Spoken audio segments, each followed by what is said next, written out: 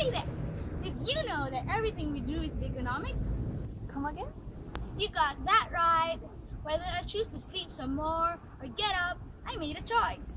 And if I choose to eat breakfast or not, I still made my choice. And if I choose to watch a movie and relax despite my busy schedule, yes, I made a choice. And if I choose to go out in a dress or anything and wear makeup, yes, I made a choice. I chose one of the many alternatives I had. So basically, economics is how I choose among the choices presented to me. I wish I could get what I want and when I want it, but that's just not how the world works. So I have to make do of what I have, my resources, in this case, time, money, food, clothes, and just deal with the scarce resources I have. That's economics. Right! Those are my opportunity costs. Those are the options I gave up.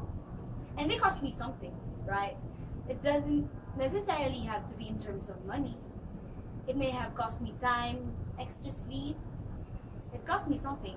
Something had to go. Maybe next time, choice! Speaking of money, I've always wondered where it comes from. Oh yes, the bank. I wish I owned one. Better yet, owning the Bangko Sentral ng Pilipinas. It is the mother of all banks. Enough said. But that doesn't mean that money is limited to the paper bills and coins that I have. Anything that I accept in exchange for something is considered money. Credit cards, debit cards, checks, shoes, bags, phones,